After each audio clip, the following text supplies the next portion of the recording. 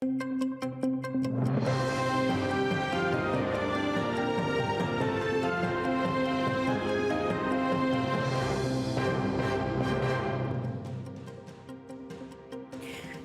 19 січня. Ви дивитеся «Заман». В студії для вас працює Софія Абляєва. Доброго вечора. Євросоюз вимагає від окупаційної влади Криму забезпечити медичною допомогою фігуранта так званої справи Віджія Кашка Бекіра Дегерменджі. А звинувачення, висунуті проти нього, називають сумнівними. Про це йдеться у заяві речника ЄС щодо ситуації з правами людини на півострові. В документі також наголошується, що Євросоюз не визнає вирок Володимиру Балуху в окупованому Криму та загалом незаконну анексію півострова Росією.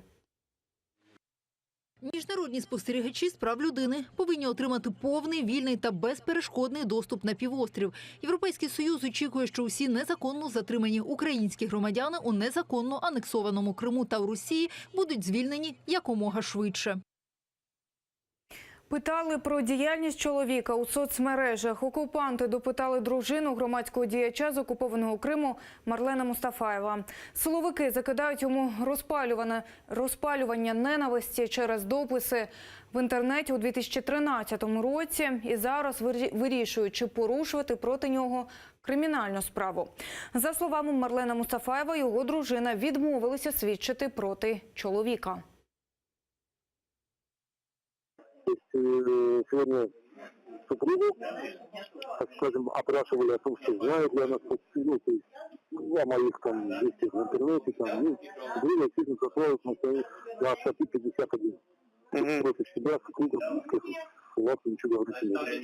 Скорее всего, в ближайшее время будут приглашать уже кого-то из родных, но, скорее всего, это будет мать. Торік у лютому Марлена Мустафаєва вже ув'язнювали на 11 діб. Підставою теж стали дописи Мустафаєва у соцмережах, в яких окупанти розгледіли екстремістську символіку. Деокупацію Криму потрібно починати з турботи про людей. Так вважають київські правозахисники. Передусім, Україна має потурбуватися про родини кримських політв'язнів. Кажуть, напрацювали зміни до законодавства, зокрема щодо виплат матеріальної допомоги сім'ям жертв репресій у Криму. Водночас Верховна Рада нині їх не розглянула. Якщо ми візьмемо, наприклад, кримські справи проти кримських мусульман, проти кримсько-татарських активістів, проти українських активістів, то в цілому сьогодні більше 100 дітей залишились без батьків. Їх батьки зараз знаходяться за ґратами або в СІЗО Симферополя, або в російських колоніях. І ці родини й досі не отримують постійної нормальної державної підтримки. Ціле засідання Радбезу провели в Росії, щоб обговорити український закон про деокупацію Донбасу. Його напередодні ухвалила Верховна Рада. На сайті Кремля сказано, що це був обмін думками та що закон, цитую, може найбільш негативним чином вплинути на перспективи внутрішньоукраїнського врегулювання і суперечить нормандському формату та мінським домовленостям. Перемовникам по Україні варто перебратися з Мінська в інше місто. Таку думку напередодні висловив президент США Дональд Трамп під час зустрічі з очільником Казахстану. В Білорусі на таку ініціативу Трампа образилися. В МЗС країни заявили, перемовини можна проводити хоча в Антарктиді, бо не місце проведення перемовин впливає на результат. І взагалі Мінськ за лаврами миротворця не женеться.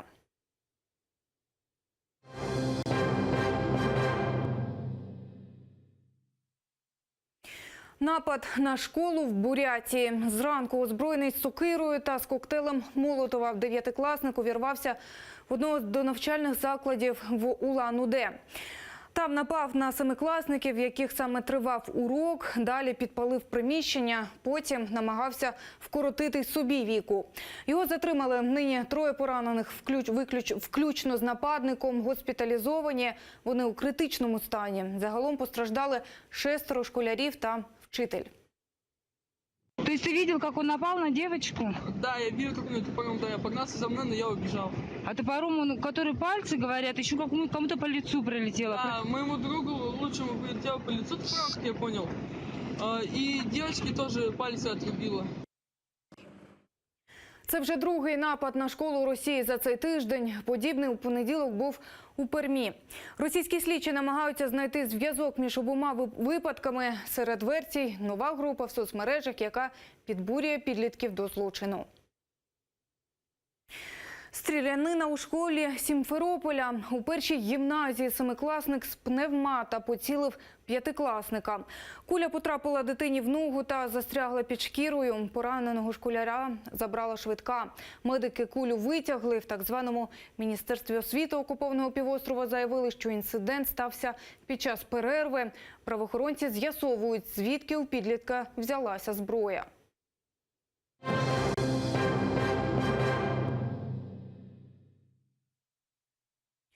Кількість жертв кору в Україні зросла до 8. Напередодні хвороба забрала життя дитини, яка не була вакцинована. Про це з трибуни Верховної Ради повідомила виконуюча обов'язки міністра охорони здоров'я України Уляна Супрун. За її даними, серед вакцинованого населення немає жодного смертельного випадку. Супрун зазначила, ліків від кору не існує, і лише вакцинація створює імунітет від цієї хвороби. А тому, на думку міністра, в Україні варто запровадити додаткову відповідальність за невакцинацію. За 2 тижні 2018 року вже захворіло 1285 дорослих та дітей. У 2018 році найбільше випадків зареєстровано в Івано-Франківській області – 275, Чернівецькій – 274, Закарпатській – 194, Одеській – 157. А у місті Києві за цей період зареєстровано 84 хворих. Одещина просить допомоги в подоланні наслідків негоди. Губернатор області звернувся до уряду, аби сусідні регіони направили свої аварійні бригади для відновлення електропостачання. Без світла на Одещині нині 502 населених пункти. Загалом по країні їх 737. Складною також залишається ситуація на трасі Одеса-Київ. Там донедавна були повністю заблоковані ділянки дороги на Кіровоградщині та Черкащині. По обіді їх частково розчистили від заметів і почали пускати автомобілі невеликими групами.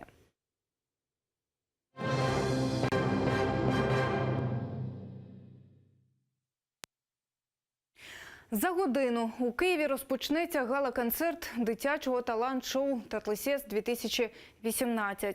Участь у ньому візьмуть більше сотні учасників. У 25 конкурсних номерах діти співатимуть, танцюватимуть, читатимуть вірші. «Татлесєс-2018» наймасштабніший за всі роки його існування з 2009 року. Більш того, він став міжнародним. У цьогорічному конкурсі беруть участь артисти з Литви.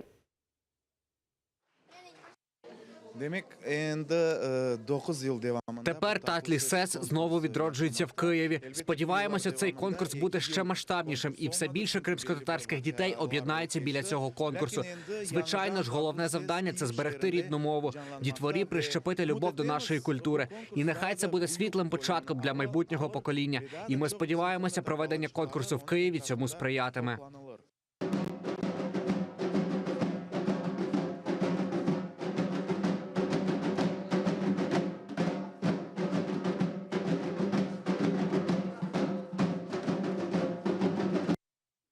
Наразі це всі новини. Наступний випуск за мене пропустіть вже менш ніж за годину. Далі на АТР програма «Бугунь» з Аліною Блохіною.